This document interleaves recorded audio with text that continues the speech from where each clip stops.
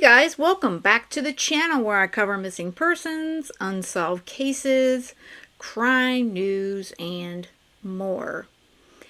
I debated on whether I was going to go through this sentencing of Tracey Nix, but I covered the trial here, and I kind of wanted to I don't want to say close it out, but I felt like it was, something I wanted to do at least this sentencing portion on.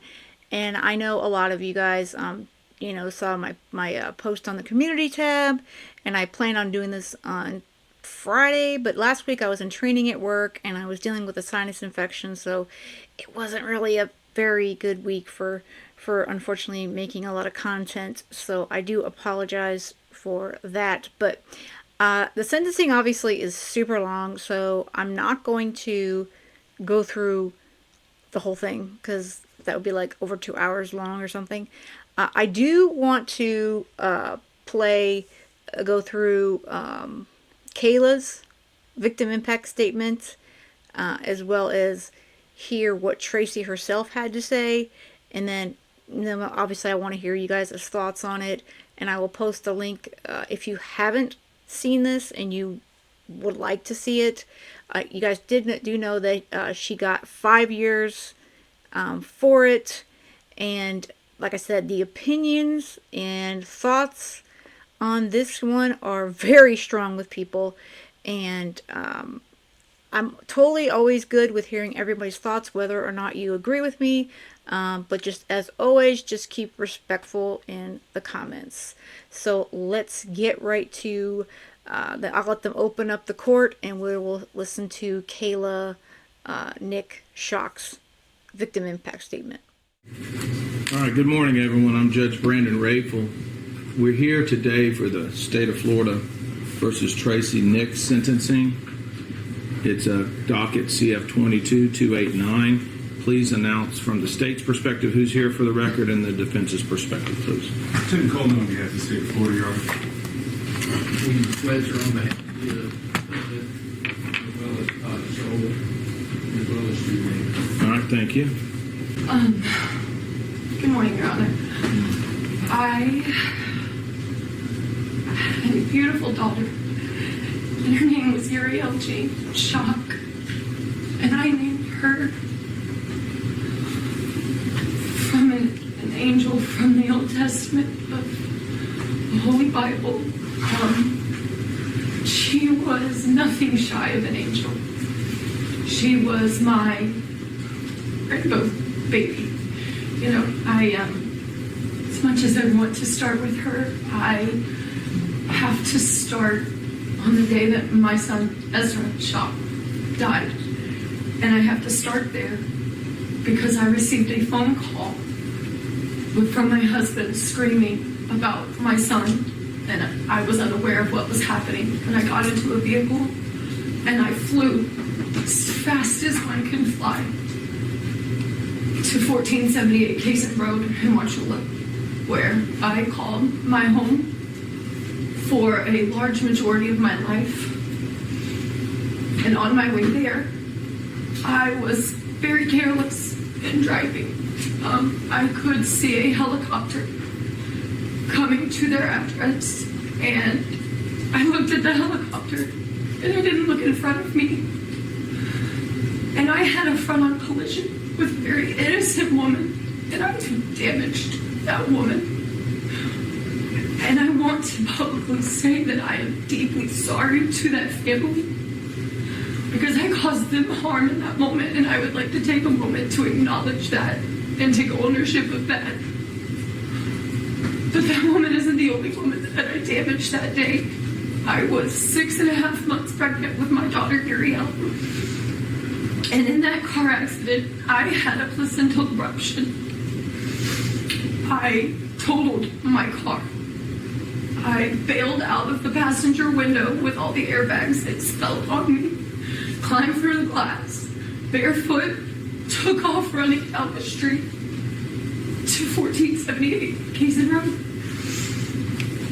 And I was so stricken by grief with Ezra that I already had put her in danger due to one circumstance.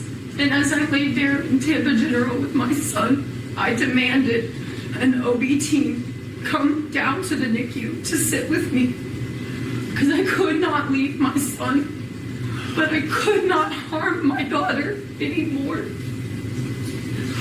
And I sat there for what felt like weeks, but I'm aware that it was less than 24 hours. We decided that my son was brain dead, that he had realistically died at my parents' home, and I had revived him. And so I lay there with my husband in my bed, in his bed, 6.5 months pregnant with Ezra's sister, while we took him off of life support and held him next to me Uriel while he died. That was the closest they ever were together on this earth, was her in my stomach, harmed by me. While he died.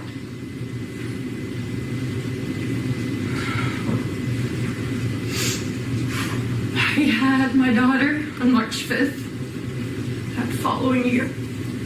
I had been on very strict bed rest. My sole obsession was Uriel.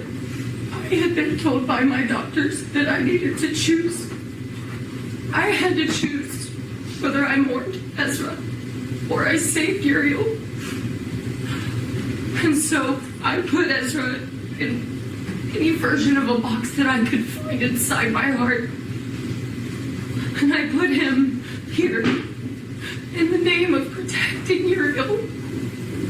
She was my restoration. She was going to salvage my family.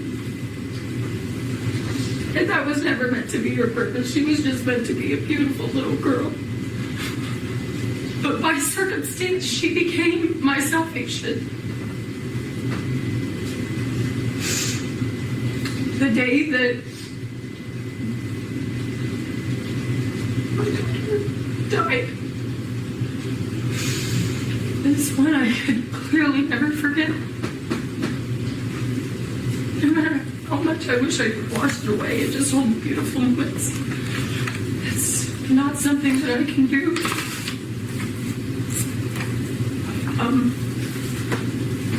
Had a family friend at my door to tell me again that my child was dead, and I screamed at him, "Why are you telling me about this? Why are you here?" And he said, "No, Kayla, it's your daughter. This man I've known my entire life was there to say to me again that I was going to bury a child the day that I agreed to invite my mom into my daughter's life. I was afraid. I was terrified. But I wanted restoration with you. I wanted that. I wanted our family. I wanted to save something, Mom. I did. I wanted to save something. And you would. And I don't sit and believe that this was an intentional act. I wore this today. You and my dad gave me because I'm still your daughter. I'm still your daughter. And nothing is changing any of this. I still love you. I hate this. I hate that I have to choose. But you know I had to. And it doesn't change my heart.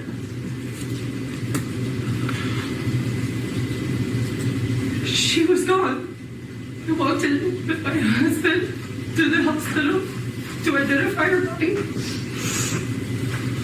And I had never felt, no, actually that's not true. I felt that air leave my body before. When Ezra died in my arms, I felt it. But this time she didn't die in my arms. She was just there. Gone. My beautiful daughter was gone.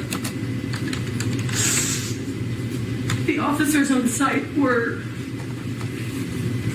concerned for my physical safety in that moment. They could not rationalize how one human could bear the weight of this reality, at which point they decided to take me to Tri-County. And it's not something I've spoken on before, but they brought me to Bartow. And I was on the other side of the door, and I could hear you on the other side of the door talking as I sat there.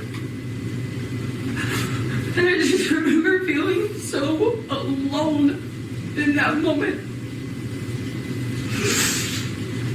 So alone, because the other thing in my head was that Drew was alone with Asher, telling my son that his sister was dead. And his next question was, where's my mom?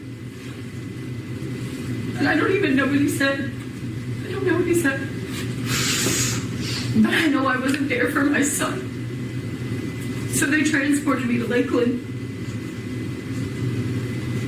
They didn't have room for me there. I sat in a chair in the lobby next to the nurse's station while they made fun of me for giving another opportunity to the person who had already taken so much. And the entire night I didn't sleep, and they talked about me. And all I wanted to do was talk about my daughter, and I couldn't say a word to anyone. I was completely and utterly alone. This is heartbreaking. And like I said, this is Kayla pouring her heart out, and she just said she did not want to have her family be broken, and she still doesn't. She never would have thought, and who would have thought, that this would happen twice? Was she stupid to leave, to finally trust her mother, to give her the opportunity again to watch another baby, another child? Obviously we know now that she was. But again, she doesn't believe, and I don't believe, that Tracey did this on purpose. She has issues, but that does not change the fact that she put 2 lives in danger, and 2 young lives left this world because of her carelessness.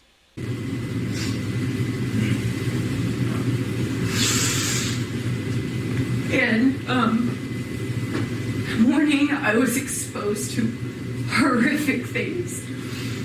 Mentally ill men across the table doing disgusting things under it, while I just sat there alone, waiting to be saved. Anybody come get me? Because I was not suicidal. And yet there was damage there too. Your daughter died and somebody's masturbating under the table. It's horrifying.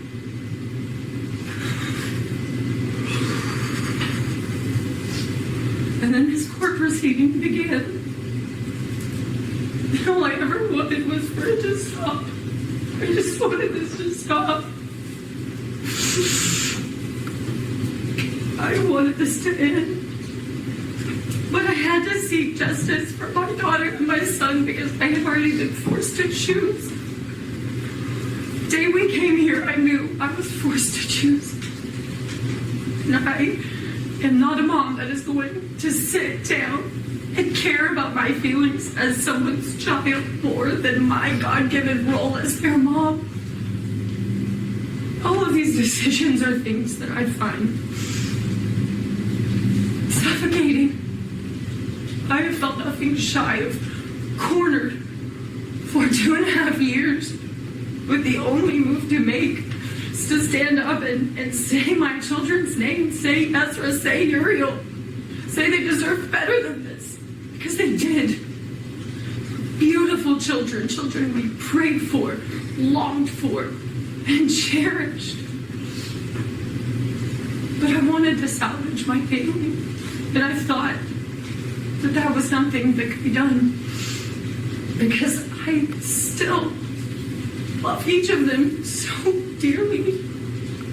It makes this so gutting. It just eviscerates me to stand here. But this court process has been scary beginning. As we've gone through, I have had to find my strength and find my voice and find a way to survive this. Survive what my children went through. My son is now 6. His name is Asher. And he asks for Ezra. He asks for Uri. And not long ago, he sat down and he just said, I didn't realize they were really dead. I didn't know that they were really dead, that they're in the ground and they're dead. And a handful of days later, he came home after going to a ball practice. He had seen a newspaper. And he spelled out words on the newspaper, and it was a very recent one. And I certainly did not define those words for him, but he asked me why his grand was on the cover of the newspaper. And that was the first time he did not have a way out. Because I had never told Asher. I never told him. Because I don't want to. I don't want to. He loves you. He loves you. He loves you, Dad. He loves you guys so much, and y'all's presence are missing from his life in a way that I didn't get a vote in. And it's caused more than just my dead children, which is so heavy.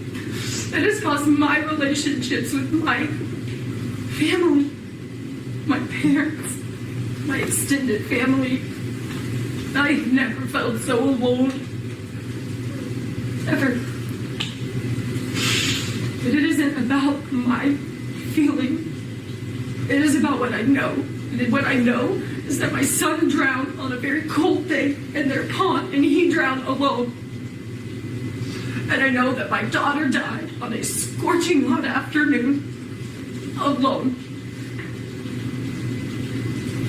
And I had to step out of the courtroom during the trial while they described those details, because I don't feel mentally capable of hearing those more than the times I had already heard. But that absence in that room in that moment did not lessen our presence there. We have a son and a daughter that we have to go back home to. And so yet again, we stopped and we judged and choose our living children. For my daughter Adriel, 17 days away from outliving her sister. So I sit and I hold my daughter, and I wish that she knew her family. And I look at her, and I just see the beauty. And I'm humbled by God's mercies. And He's renewed, and the blessing He's given us to move forward. But it's impossible to not see my son, to not see my daughter. And as it relates to the sentencing, I've said this before, and I hate it so much, but as her daughter, I don't want any of this. And as their mother, I beg you to honor my children's deaths. It doesn't lessen my love for my mom. It doesn't lessen my love for my father. It doesn't lessen any of it. But as I've had to explain to my son, there are times where things happen and they're not on purpose and no one meant harm in those moments. but there are real consequences. And this is a moment that I struggle to say that. Because I just want some version of family that I've lost. Family my children have lost. It's not coming back. And while there's room for restoration, I do put forth the request that you will honor my children's deaths when you consider the sentencing. And I love you. That has not changed. And I appreciate you look at me. Thank you. Mr. Thank you, Your Honor. Your name, please. Tracey Howard Nix. Ms. Nix, obviously, you are the defendant in this case. You have 2 children? I do. Okay. And your names? Kayla Suzanne Nix and Rebecca Ann Nix. Kayla is your firstborn child? She is. Okay. When you were pregnant with her, was that a difficult pregnancy? It was difficult getting pregnant. It wasn't, the pregnancy itself was not difficult, but getting pregnant was very difficult. And how did her birth make you feel? How did what? How did her birth make you feel? I'm glad that you're sitting there, Kayla, because I want to speak directly to you. That's why I'm sitting here, facing you. Your dad and I didn't want to have children right up front. And, you have this thought that when you want to have children, that it'll just happen. And that's not what happened with you. I went through fertility. We tried on our own for a long time. And then I went through fertility drugs to try to have you. And then I went through surgery to clean everything out and to try to have you. And I tell you that because I want you to know how much you were wanted and how much you were loved. I thought you were the most beautiful girl that had ever been born on this planet. I thought you were the smartest girl that I had ever seen. And I adored you. Was I a perfect mom? No. No, I wasn't. But I love you. And I have always loved you with all my heart. And I tell you that because I can't imagine how I would have acted and reacted had you been taken from me. I cannot imagine that. And then if Rebecca had also been taken, it would have been more than I could have taken in. And that's the only way that I can understand what you've been going through and what Drew's been going through. I miscarried, but I didn't lose a baby like you've lost a baby. And I've tried very hard to understand where you've come from, where you are, and how I could be anything to you. I guess I answered that. What more? You've been on medication, were on medication for a long time, about 20 years. Okay.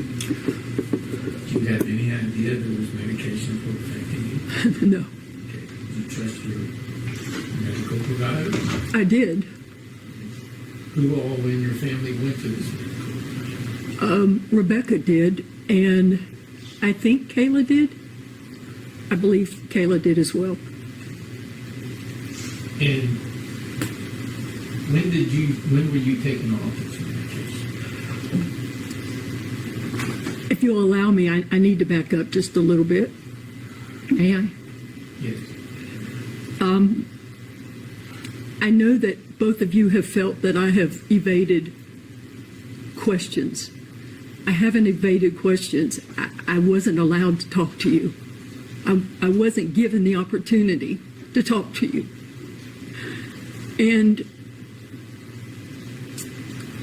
I think that the one piece, I mean, different ones have alluded to how things happen, but the piece that has been left out is I had Uriel 4 days the week before, and I wasn't expecting to have her on this particular day. Kayla called me and asked me, said she was getting her hair fixed, and asked me if I would be willing to take her. I would be willing to take that child any day of any week, for as long as they needed me to. I love my grandchildren, and I would have done anything for them. So when she asked me to take her, you know, it disrupted what my head had in mind for that day, but I was glad to have her. So after I had a prayer time that morning, and I called Kayla and asked her, I said, a few ladies wanted to get together and go to Beef O'Brady's. Does she mind? She had already asked me if I would keep Uriel, excuse me, and I had said that I would. I said, do you mind if I take her with me? And she said no, that would be fine. So the piece that was left out is that when I went to the glass shop to pick her up, the other Kayla Nix, or Kayla Shock, helped me. I had Uriel in my arms, and she had the car seat. And I always put the babies on behind the passenger side so that I could see them out of my periphery. There was, when your baby's sitting behind the passenger side, you always can just turn your head a small amount and see them. That particular day, there was a car that was that had pulled in close to the passenger side of my car, and when Kayla Shock took the car seat around to the passenger side to put it in, as I had asked her, the car was too close, and Kayla couldn't get the car seat in the car.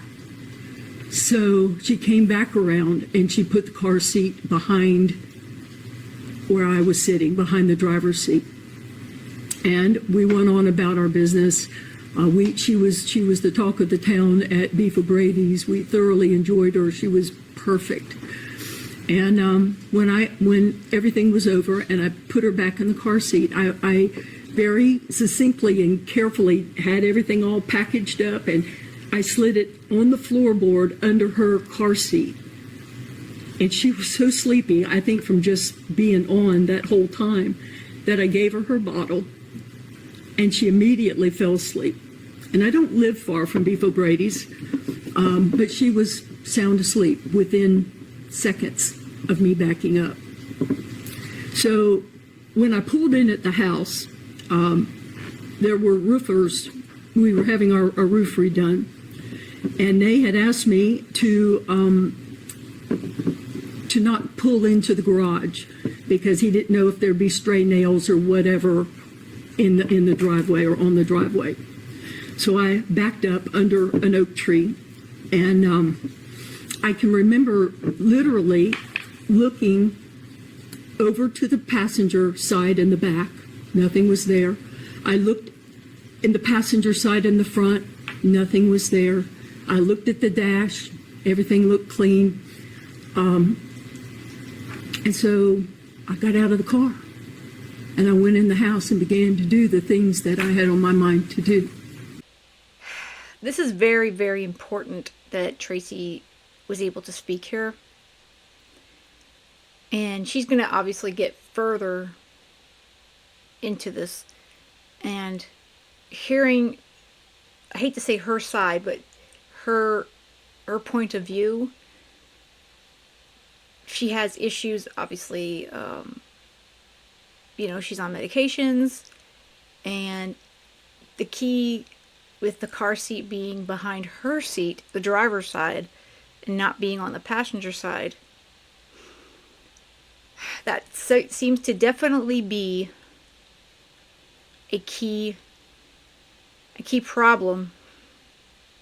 It's not an excuse, but it's a key issue that definitely help contribute to this horrible accident. And this is perhaps where the medication does come in. She got quiet, and I forgot that she was there. She was quiet, and there was nothing there to remind me that she was in the car, except the things going through my head that I needed to do. So, may I go on from here, or do you want? I didn't realize that Uriel was in the car. I literally forgot it for a long period of time. I did know that I had made plans with Aiden, which is my oldest grandson, to take him to Walmart in Sebring to look for some Christmas ideas for him. And then I was going to take him to dinner and have him back early because it was a school night.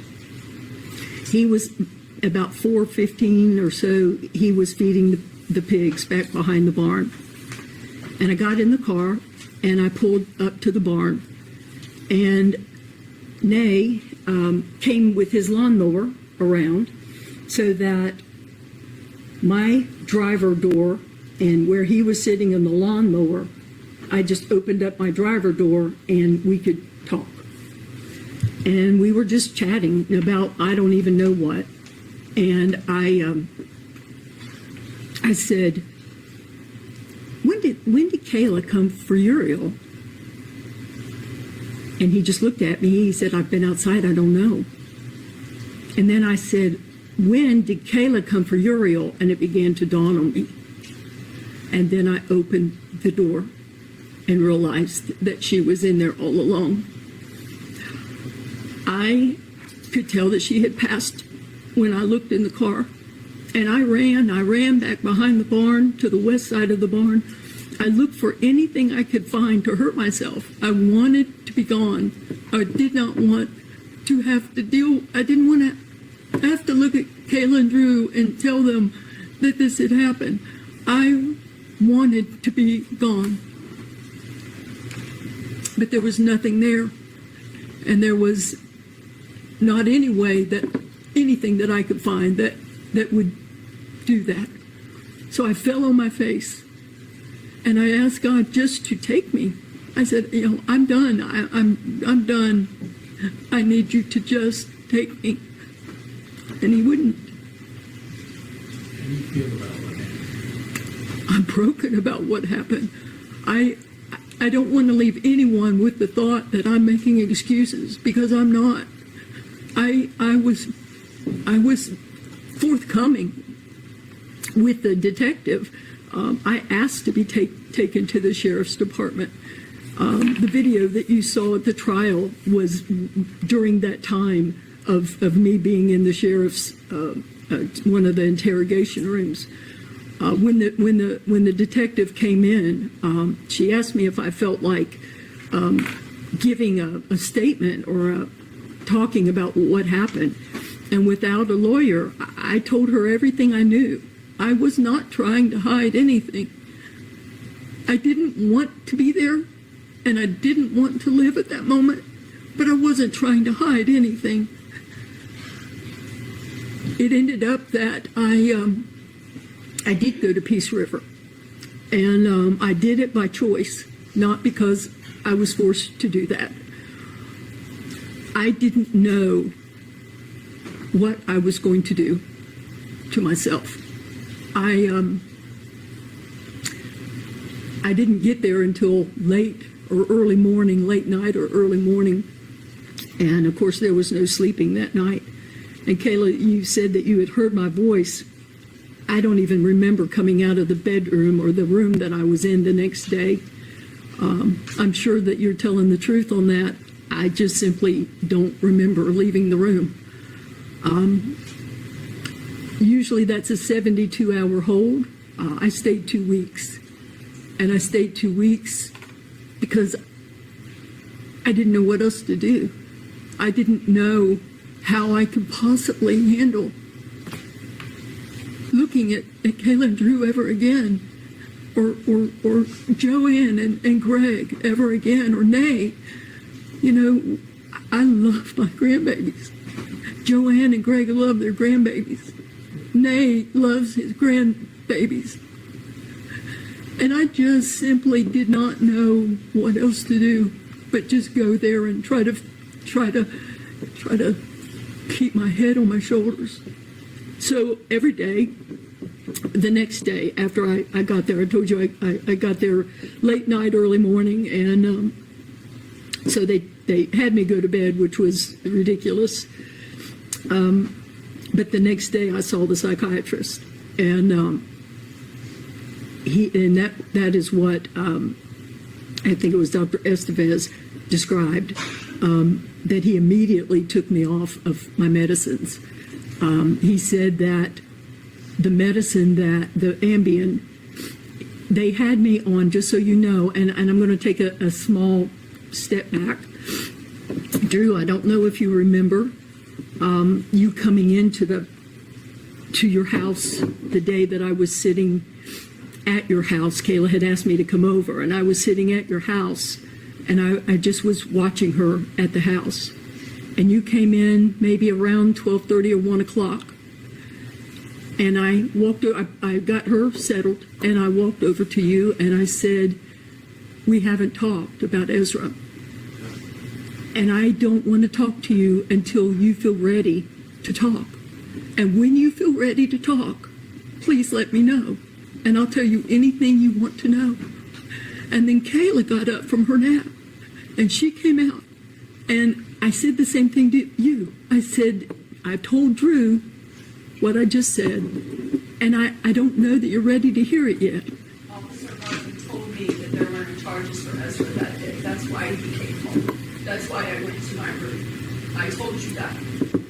You were taking a nap that day because you had asked me to come by and just sit with her that day. And when you came out, I said to you, you know, I spoke to Drew, and I told him that whenever you guys were ready to talk about Ezra, that I would do that.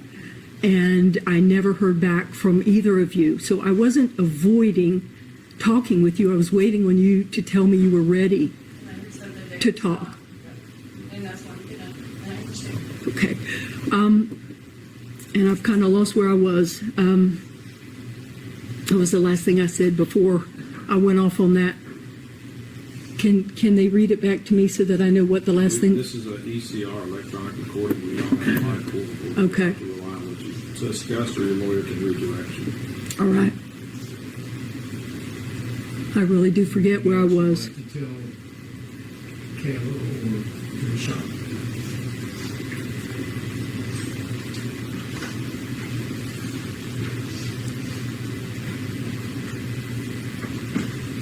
I think that you have the impression that I have not grieved and that I have not cared about your children. Drew, I particularly picked that up from you, and that could not be farther from the truth.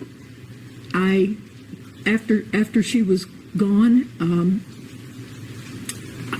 I stayed in bed for what felt like weeks. I didn't eat. I didn't care if I ate. I didn't take care of my physical being. I didn't want to go outside. I would tell Nay over and over, I know that you want to fix something for dinner, but I just don't care. I just don't care. And I was like that a long time until finally I decided I had to do something about it. And the courts were good enough to allow me to go to Blackberry. How long were you there? Blackberry was an alcohol, drug, and trauma center, and I was there for trauma, and I was there 7 weeks. So I spent 2 weeks at Peace River and 7 weeks at Blackberry. It did help because I saw a psychiatrist every day, a psychologist, or a therapist. I saw one of the two of them every day. My fear in just going straight into some sort of counseling was that if I ever opened that box and then didn't see somebody for another week, that I would never have been able to handle that. But after 7 weeks of intensive attention and therapy, when I got home, I began therapy every Friday until actually the Friday before trial. So for almost 2 years, trying to wrap my head around it, trying to. Has that helped you? It has helped me. So you're able to sit here today and at least somewhat talk about it without. What I find is when I'm asked to talk about it, I can do that with my head now.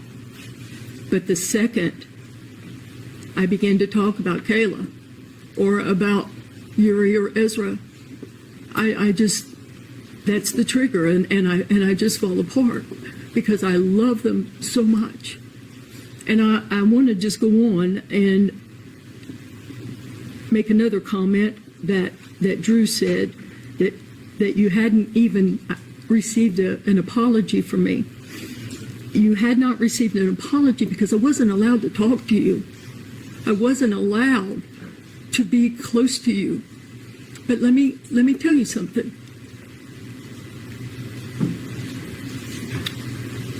I would give anything, including my life, if Uriel or Ezra or both of them could be here. And I mean that.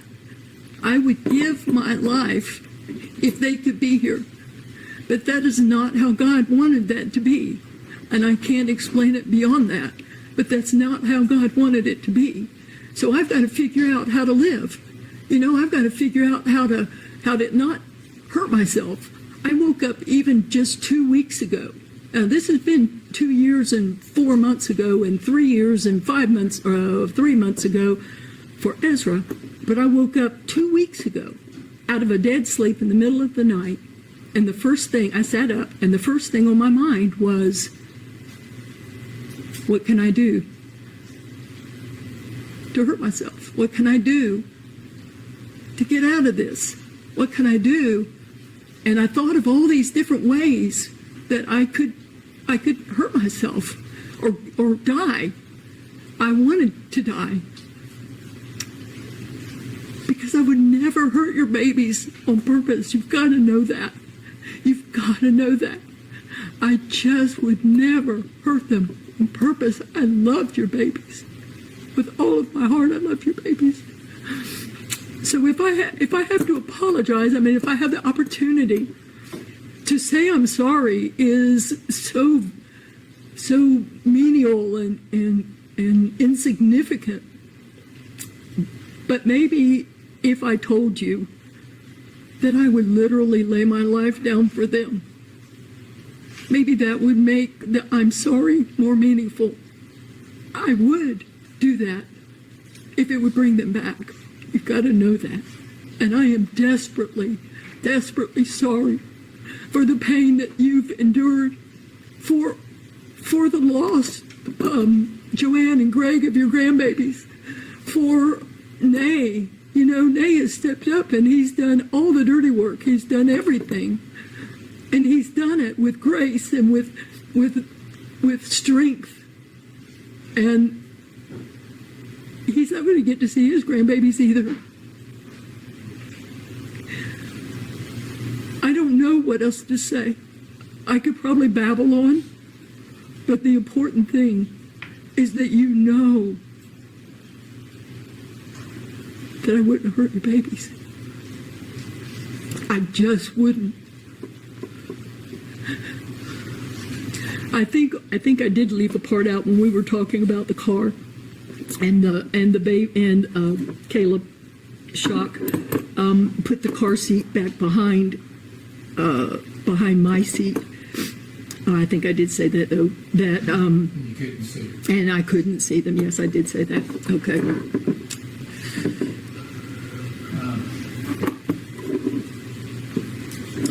I hear about Esther. I hear about you. Saw the court order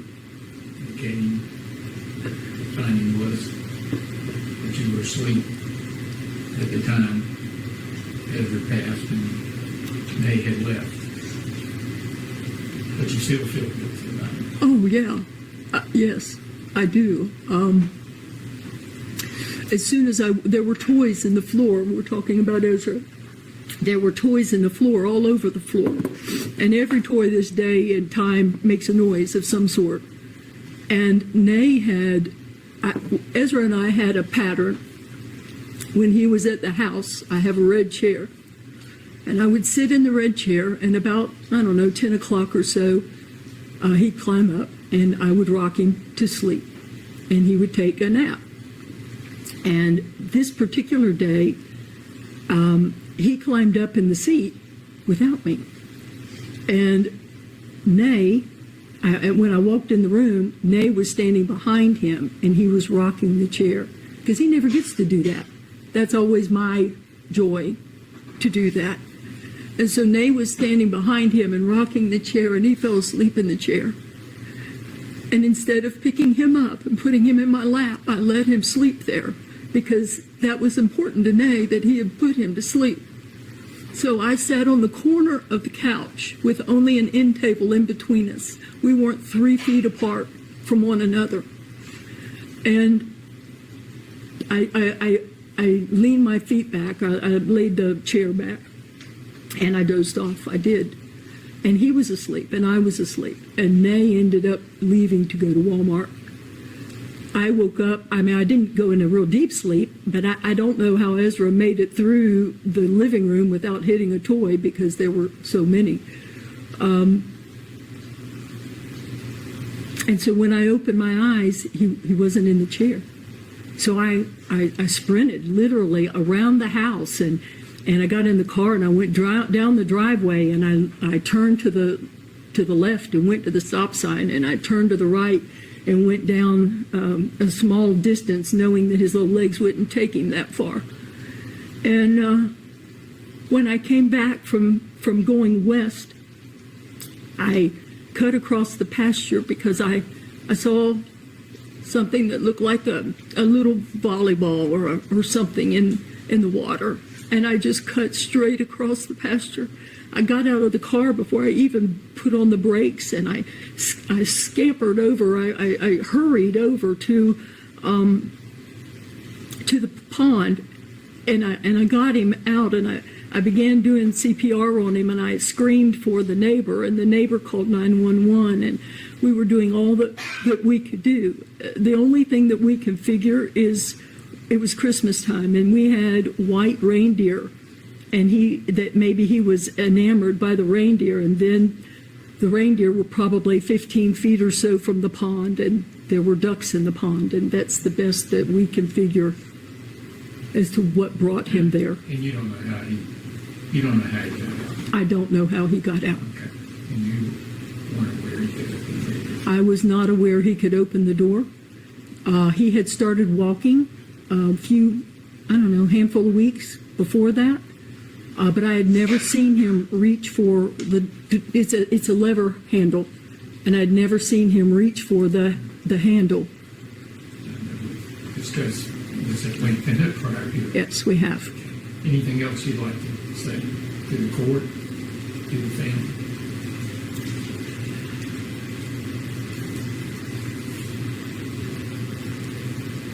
Your Honor, whatever your decision is, I want you to know that I'm already in prison.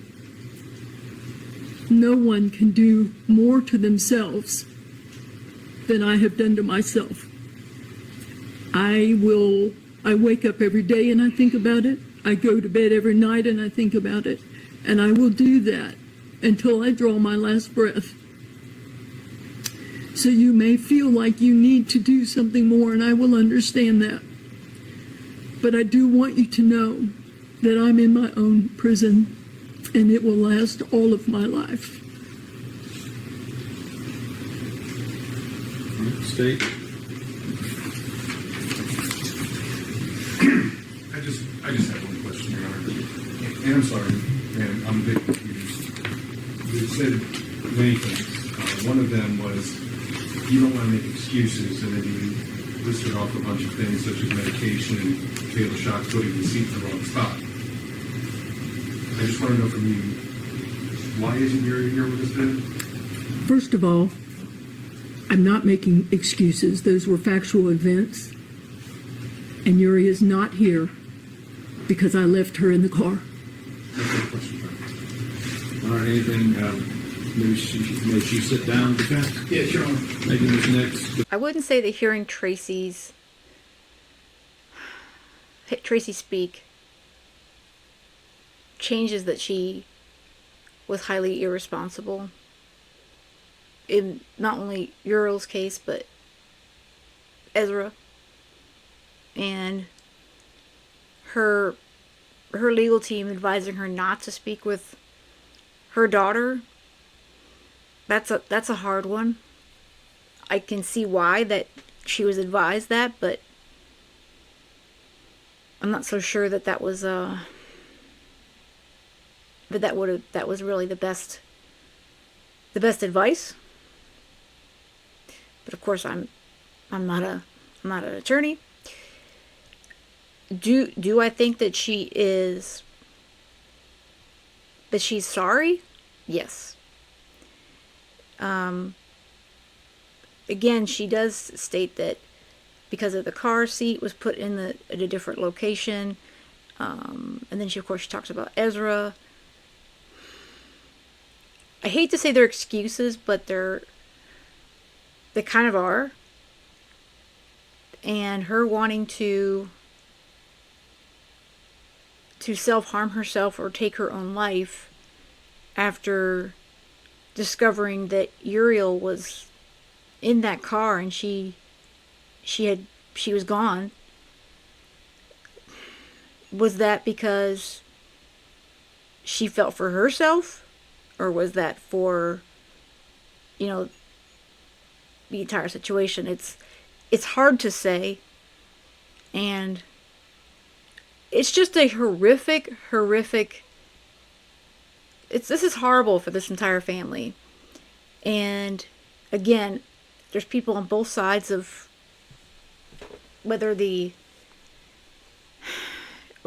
Nix should have been facing as well charges, but I think that she's beaten herself up in many ways enough. And has Tracey? I don't know. I think she's going to be getting off fairly easy in the long run, but let's see what the judge tells Tracey when he delivers his sentence. I sat in this trial. I picked up this case. I started down here July 1. I picked up this case. And I did the motion for motion in limine. And I know exactly what I wrote and what I ruled. You can't use other crimes or acts to show bad character or propensity. There has to be clear and convincing.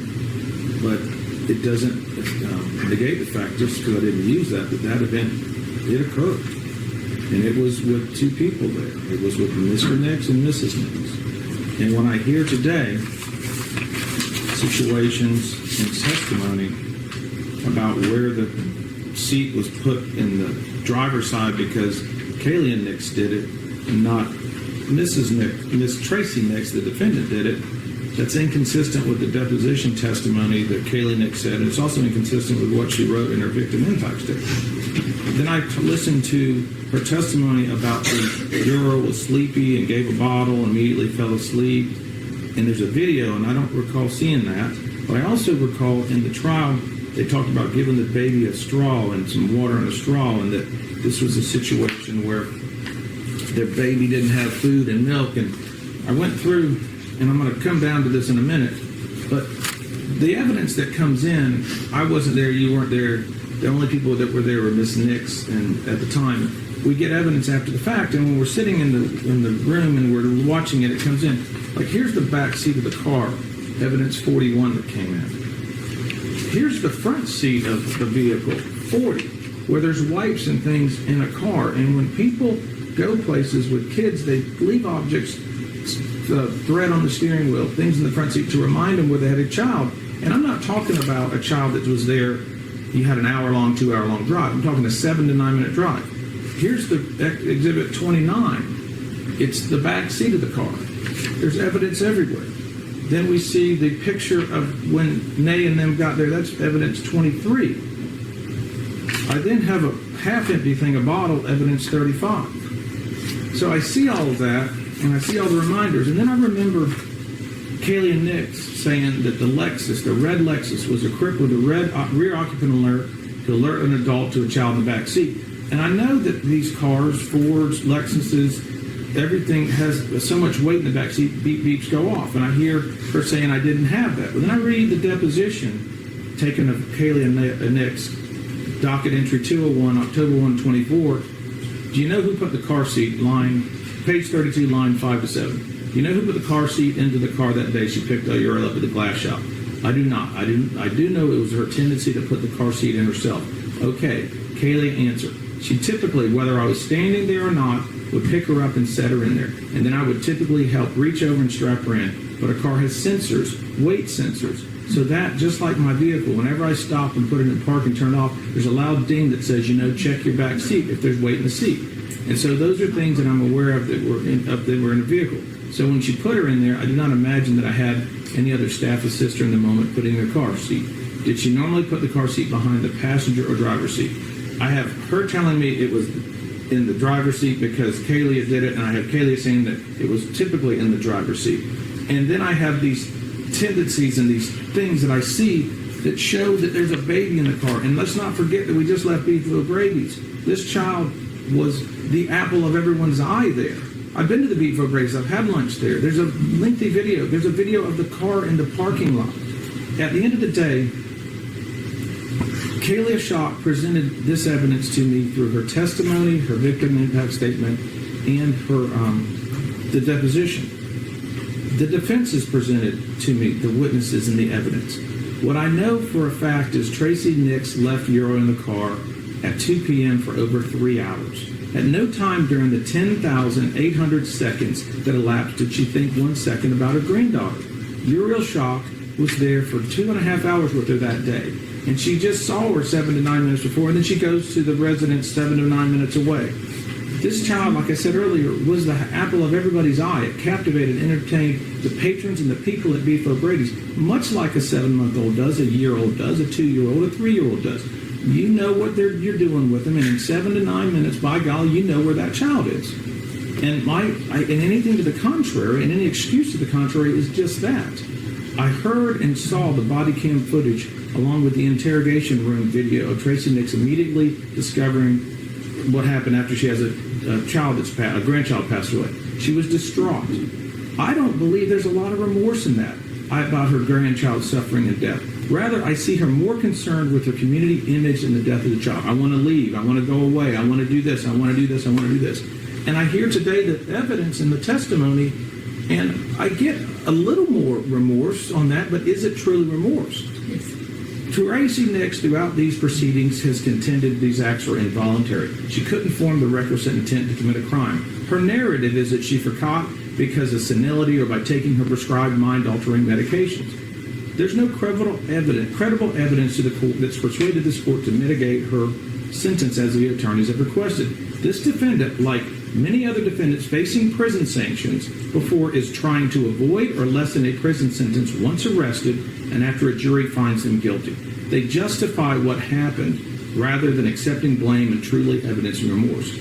I have practiced law for 30 years. I've sat on this bench for over 3.5 years. I've met my share of people in the Florida state prison system, the federal system, and I understand that they minimize their conduct and they also don't accept responsibility. And that's how it is. And there's a pile of them down at Hardy Correctional that'll tell you the same stories that I heard here today. The ultimate determination of when we do a case, and I excluded the evidence of the experts on the defense side. It's when you look at whether a defendant is competent to proceed, it's my determination in state court, in a trial court. Under the Dougherty v. State case, 149 Southern 3rd, 672 at 678, the trial court is not bound by the reports or opinion of experts. The defense in this case never afforded nor volunteered Tracey Nix to the state of Florida to have her evaluated by its own experts, so the state of Florida, the citizens of Florida, were denied the right to contest the evaluation and procedures and conclusions of the Tracey Nix retained, hired experts. They all say we're here for our time. They don't come. They come in here. They get paid. They give their opinion. They give their opinion. If it's valid for the defense, they testify. If it's not valid for the defense, they don't testify. I heard this off this man's testimony. In a competency or an insanity case, the state has the right to contest the evaluation procedures and conclusions of the court-appointed experts.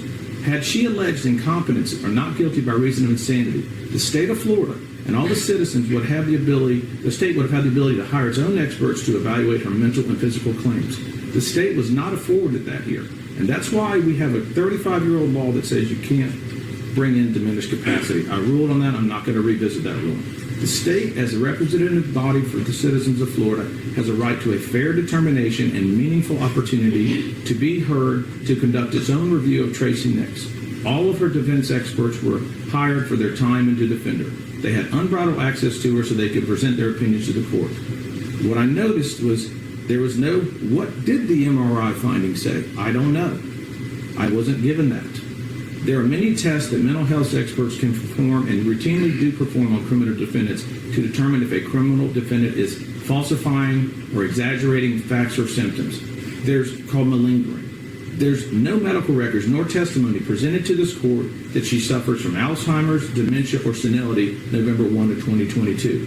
None of the defense experts have testified they tested Tracey Nix for malingering or confabulation.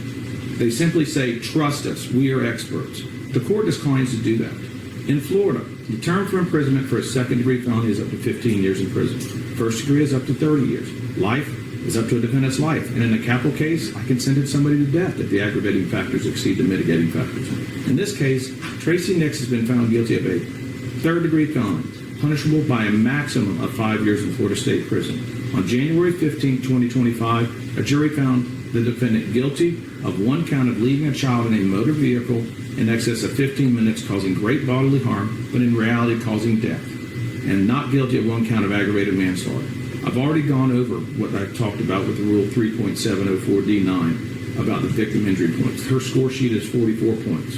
Under Florida law, the maximum sentence I can impose for Tracey Nix is 60 months or 5 years in Florida State Prison. For me, as a trial court, to impose a departure sentence, it's a two-step process under Banks v. State.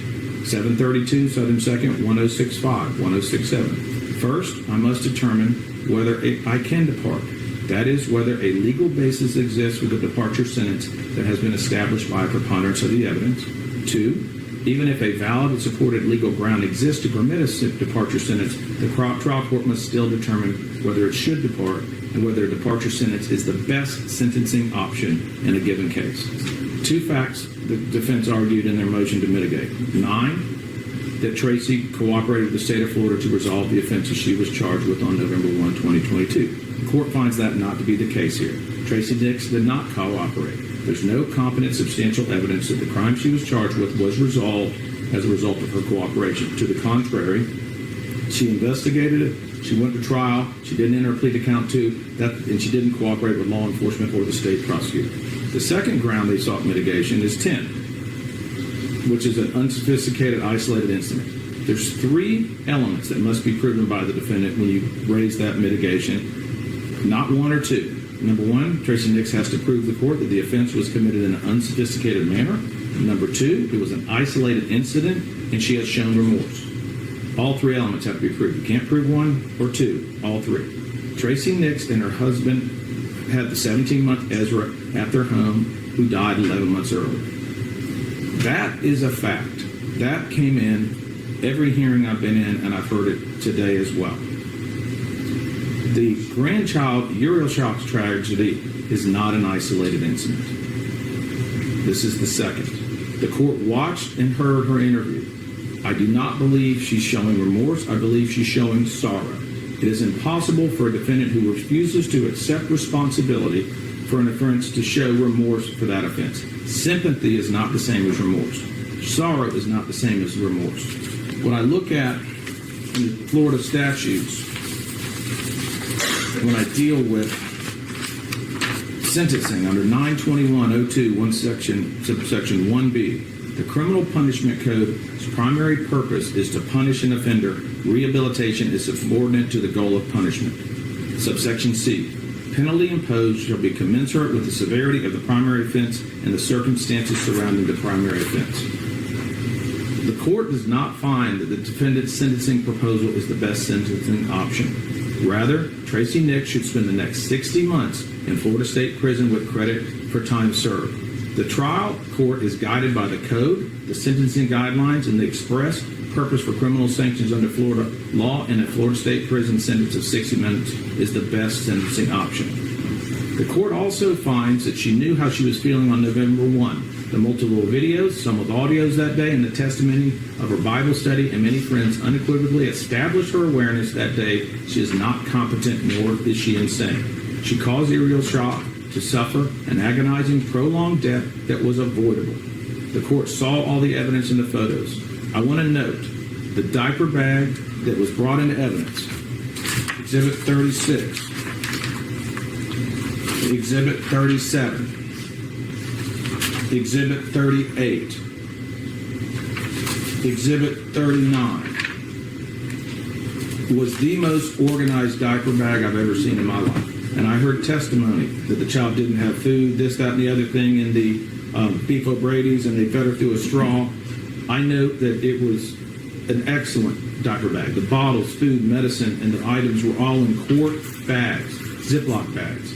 For witnesses to say or allude that Uriel had no milk, formula, or food is hypocritical and untrue. The court finds such testimony by any such witnesses not credible for sentencing purposes.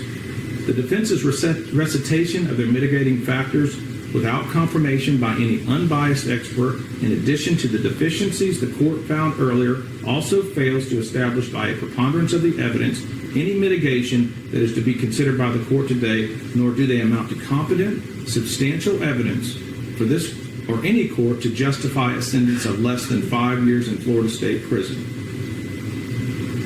The defendant restrained Uriel Shock in a car seat, and the child was severely injured before she died. There were plenty of signs to Tracey Nix that she had a baby in her car that day and she was responsible to protect it. She failed in her protection of Uriel. I will not fail this state or this community in my duties as a judge to fashion a sentence that I feel is appropriate for these type of charges.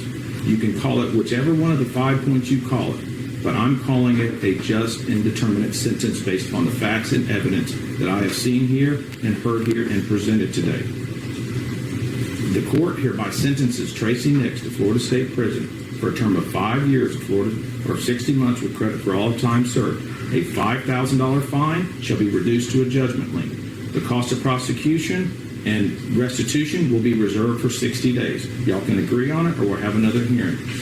She will be remanded under the supervision of the Department of Correction until her term of prison ends. Now I'm going to speak to this community. I'm not from here. I'm from Winter Haven, Polk County. This community needs to move past this case and leave Kayla and Drew Shock alone. Let them and their 2 children live in peace. This family has lost 2 children, Ezra Shock and Uriel Shock. The tragedy of this case is undeniable. A baby's life is over way too soon, and a family has been severely impacted in unimaginable ways. Whenever a child dies, this entire community suffers. This community needs to move forward and start the healing process. I have made a final and determination here. I'm not putting people on probation to be walking around this community to rehash an issue or something to come up. I have sentenced her to 5 years in Florida State Prison. I want this community to move forward. The legislature defined this felony crime. A fair and impartial jury found Tracey Nix guilty, and I, as a circuit judge for Hardy County, have sentenced her accordingly. Ms. Nix, you have 30 days to appeal the judgment and conviction of this court. If you cannot afford an attorney, one can be appointed for you without cost for appellate purposes. I think what the judge had to say was excellent. I think he told Tracey how it was, and he basically gave her a bit of a, hey, you seem like you're sorrowful, but you've done it twice. Does not have anything to do with your mental state of mind. You're competent. Again, that's not going to change what's already happened, but I think he had a lot of good things to say to Tracey. And I also especially liked his words to the community, because it's very important. This has been it's a tough case, not only for that area, for the county and surrounding areas, but anyone who's followed the case. That he told them straight out, this family needs to heal. They've had a lot of loss, and to let them grieve and move on. So I think that hopefully that maybe Tracey and maybe they'll all learn something from this, and they can heal, as a family, and go on from there. But this is a horrible, horrible tragedy, no matter how you look at it, and it should have never happened. But again, let me know you guys' thoughts in the comments. And with that said, I hope you have a great rest of the day, and most of all, stay safe.